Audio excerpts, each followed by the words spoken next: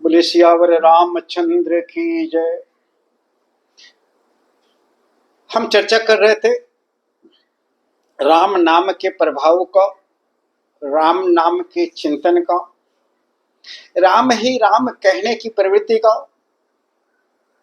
उसमें मैंने आपको पहले बताया था कि राम नाम चिंतन और मुख जिह्वा से राम नाम का प्रवचन, राम नाम कहना, राम नाम बोलना आपको एक सिद्धि की तरफ ले जाता है।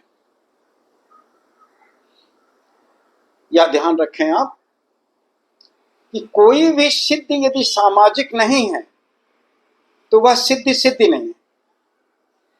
व्यक्तिगत सिद्धि कोई माने नहीं रखती है। आप प्रभु की आराधना कर रहे हैं, मैंने पहले बताया था कि शिव जी ने प्रभु श्री राम जी के नाम का इतना जाप किया कि काशी मुक्ति हेतु उपदेशु, काशी में मुक्ति प्राप्त होने लगी। राम नाम जपने का जो प्रभाव, जो फल भगवान शिव को प्राप्त हुआ, उन्होंने सांसारिकता के लिए, लौकिक जीवन के लिए, आम आदमी के लिए, जनमानस के लिए कर दिया। और उसमें केवल मनुष्य ही नहीं थे, विभिन्न प्राणियां, विभिन्न जीव जो काशी में प्राण त्यागते हैं वो मोक्ष को प्राप्त करते हैं। मनुष्य ही नहीं, सारे प्राणी। अब नाम राम के प्रभाव में मैंने बजरंगबली जी को भी बताया था। हनुमान जी ने राम को अपने बस में कर रखा था। जो वो चाहते थे भगवान श्री राम सहर्ष मुस्कुरा करके उसको कर देते थे। इसमें हम आपको गोस्वामी तुलसीदास जी की एक लाइन बताना चाहते हैं। कहत नसाय होय अतिनिखी,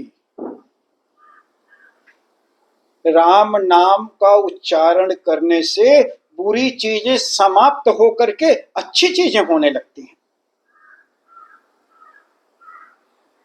इस राम नाम का प्रभाव यह है कि अगर आपकी जीवा पर श्री राम जी का नाम आता है तो बुरी सोच बदलती है, आपके कर्म बदलते हैं, आपका भाग्य बदलता है, सब कुछ बदलता है।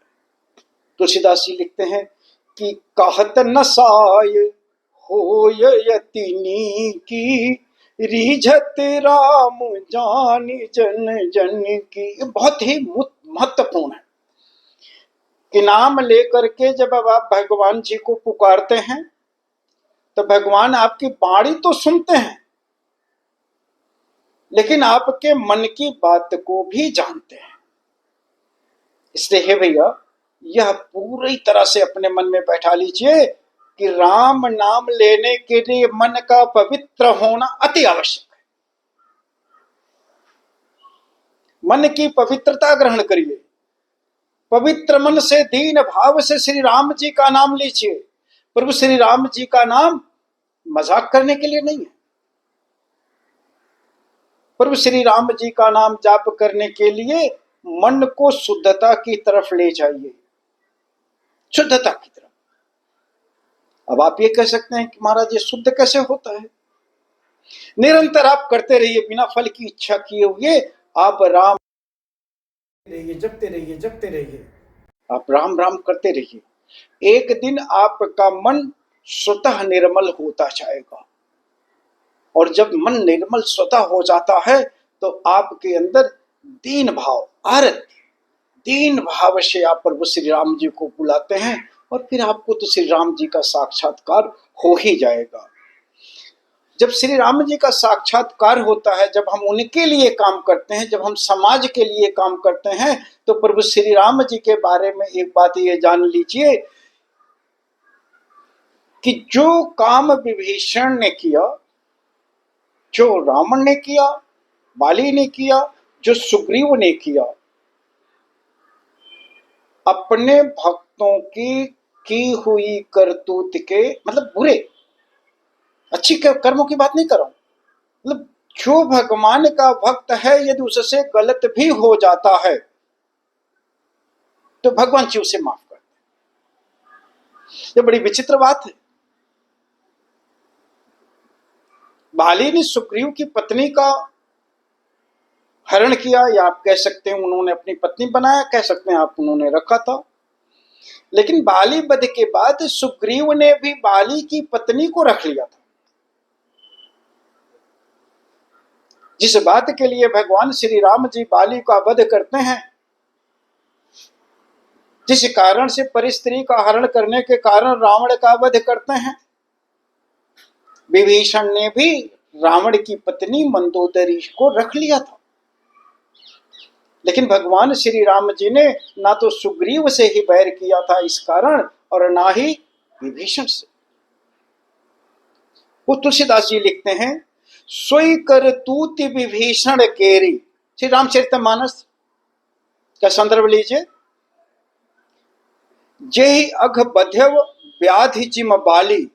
जेहि अघ, अघ मतलब पाप, जिस पाप के लिए बाली का वध किया था उन्होंने, फिर सुकंठ ही सुकीनि कुचाली। सुकंठ मतलब सुग्रीव। सुग्रीव ने भी वही कुचाली की थी। उन्होंने भी अपने भाई की पत्नी को रख लिया था। सोई करतूति विभीषण केरी, उसी करतूति को विभीषण ने भी किया था। सपने सो न राम ही हेरी। स्वप्न में भी भगवान श्री राम जी इस बात को अपने हृदय में नहीं रखे, मतलब इस करतूत के लिए अपने भक्तों को दंड नहीं दिया। कारण राम की शरणागति। हे भैया, किसी भी तरह से आपकी राम की शरणागति में आइए, श्री राम जी के मंत्र का जाप कीजिए। ये महामंत्र है, इसको पढ़िए। और इतना ही नहीं, सुग्रीव को साथ क्या किया था भगवान श्री राम जी ने, विभीषण के साथ क्या किया था श्री राम जी ने, इसको भी जानिए। भरत के समान दर्जा दिया था। जैसे भरत को सम्मान दिया था भगवान श्री राम जी ने, वैसे ही विभीषण और सुग्रीव को सम्मान दिया था। श्री रामचरितमानस, ते भरत ही भेटत सन्माने। ते भरत ही भेटत सन्माने, राजसभा रघुराज बखाने। अपने राज्यसभा में राम जी ने इन दोनों की प्रशंसा की है, और इन दोनों को भरत जैसा पुरुष इनको भेंटा है, इनको अखबार दिए, गले लगाए हैं। इनके किए हुए कुकृतों पर उन्होंने ध्यान ही नहीं दिया है। इसका अर्थ तो स्पष्ट है कि भगवान श्री राम जी ने आगे चल करके किष्किंधा कांड में उन्होंने हनुमान जी को कहा है कि मैं समदर्शी नहीं हूं, मैं अपने भक्तों के लिए एक दूसरी नजरिया रखता हूं, मैं अपने भक्तों को अलग से सम्मान देता हूं। क्या सम्मान देते हैं कि भक्तों के द्वारा किए गए कुकृतों को भी भगवान प्रभु जी विस्मरित कर देते हैं। उनके द्वारा किए गए पाप को भी भगवान जी विस्मृत कर देते हैं। अगर इसको व्याख्यान करना हो तो आप इस तरह से समझिए कि भगवान श्री राम जी का भक्त यदि उससे गलत हो भी जाता है तो उसके चिंतन में दुष्प्रवृत्ति नहीं होती। गलत होना तो स्वाभाविक, गलत होना स्वाभाविक है, गलत करना स्वाभाविक है, लेकिन गलत का चिंतन हमेशा ना होता रहे, ये प्रभु श्री राम की कृपा से ही संभव है। श्री प्रभु श्री राम जी का नाम हमेशा रखने से ही ये संभव है।